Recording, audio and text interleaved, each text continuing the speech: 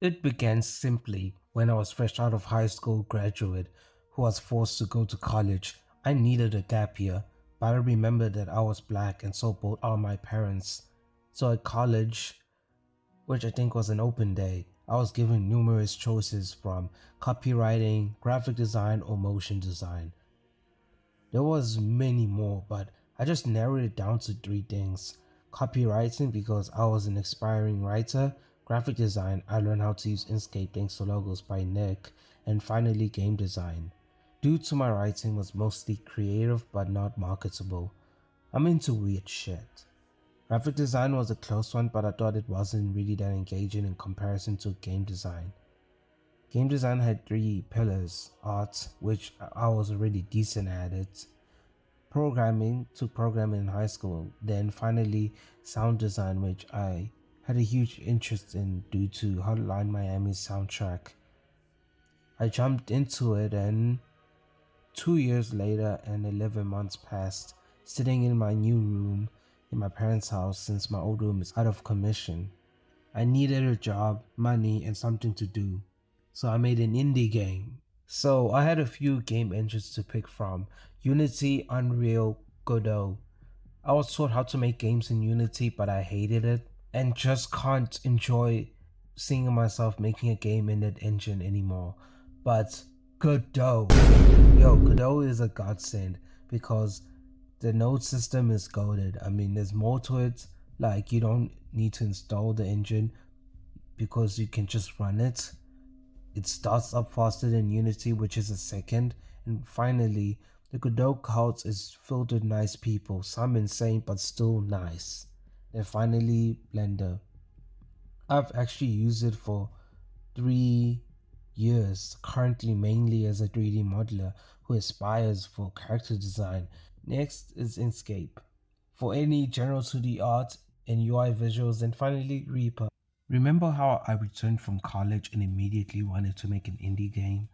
My laptop. No, my laptop charger exploded one day, so my laptop was dead. I did the next best thing and write my game's dialogue and story in Obsidian in my dad's borrowed 2013 Android phone. Clickety clacky did I go. Writing on a small Android phone is both comfortable but stressful because touchscreen keyboards are pretty fungible, but the auto suggestion makes things easier. So by January, the complete draft was done and soon bought a universal charger. So I immediately booted up Godot and Blender. In Blender, I began creating and learning how to make 3D characters, which lasted the entire January. Then February was an entire month across March, relearning 3D scripts while learning to make a basic roguelike system. Finally, around April, when everything from basic 3D environments, 3D characters, and the gameplay system was up and ready, my USB port on my laptop stopped working. Let me explain how my USB port died. Well, one day, Windows updated, and the very next day the USB port stopped working unless I used the USB 3.0 for my hard drive. But any other USB connection standard failed and still fails even when I moved to Ubuntu. If you're smart about computers and especially the mysterious magic of USB ports, can you suggest a fix? Because that failure lasted for nearly a year, which caused me to make a weird decision to draw my 2D textures on lined paper as an aesthetic. It looks bad. I think it looks bad due to my lack of understanding of applying aesthetic of lined paper. And it's been long since I've been traditionally drawing because I'm more of a digital artist. I just kept pushing forward, making the game, going through issue after issue. Some problems were due to my lack of debugging experience, giving up too fast instead of fixing the bug or error, and a lack of planning. Some issues were more personal, like I needed money, and I tried job searching in a dead economy cannibalized by the old.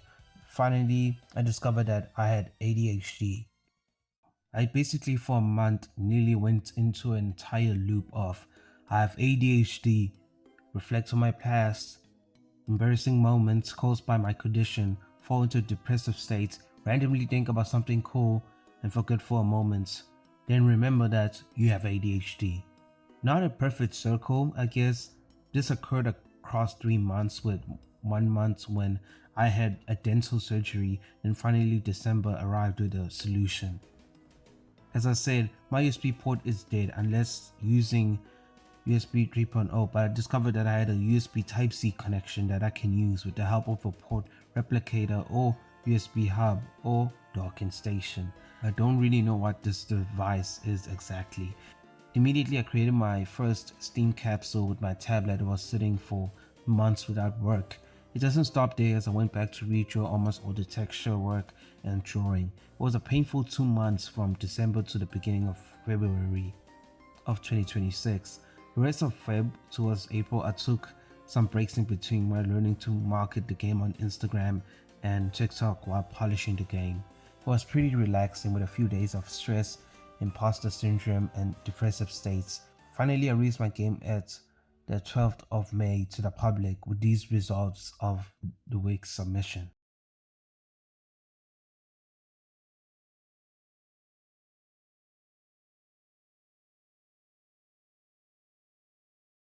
One of the first things I learned making my first game throughout development is that the tool does matter.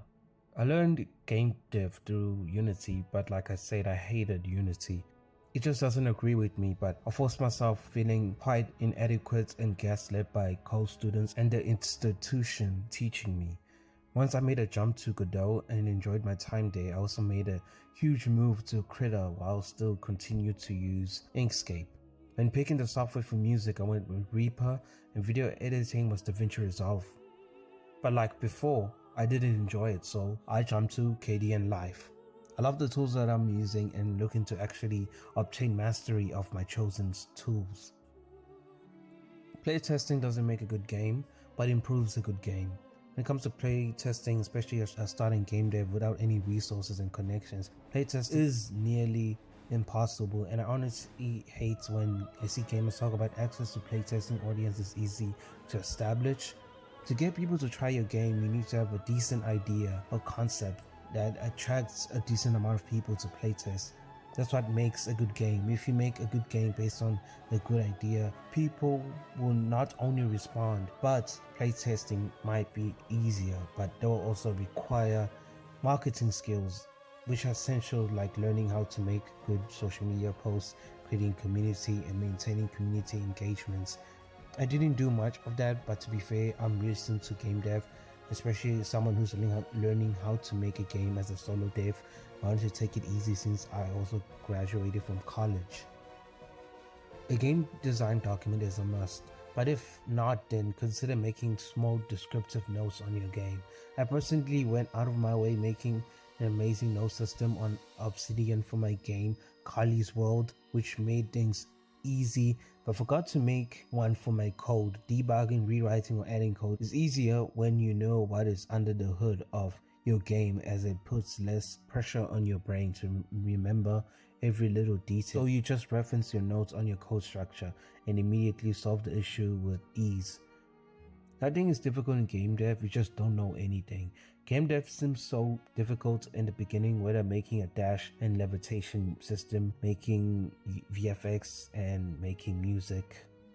These skills can be learned, and when learned and implemented properly, you can understand it. Every time I struggle with coding a mechanic or making a song, I'll just revise the basics. Everything that seems complex or innovative is based on simple concepts that once understood well enough will make you better at your craft.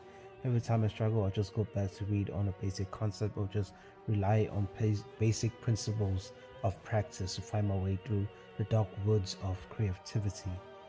Not everyone will like your games, or just find those who appreciate what you make and who you are. Making Kali's World was reflective of my past, simultaneously going through my own character development. Making Kali's World made me see that I can make games and I want to do it as a living. It also meant I needed to improve my less impressive skills like time management, as that is the foundation of game dev. Time well spent is a game made and shipped. It'll take time until I finally see my game make any money, and my next game might receive more love, possibly also a consistent audience. So far I love this, and I hope I can keep doing this for a while. Thank you. If you watch this video. Thank you for watching. I'm an indie game dev. I've been making Colors World for a while. If you want to, you can go wish this or even buy the game outright if you're interested. If not, not a problem. I am making a new game called Covert, but it could be up in the air because on TikTok I've been pitching other game ideas, and I might even pitch it over here on YouTube. But other than that, please continue supporting me either by liking and commenting. But other than that, thank you for listening and watching.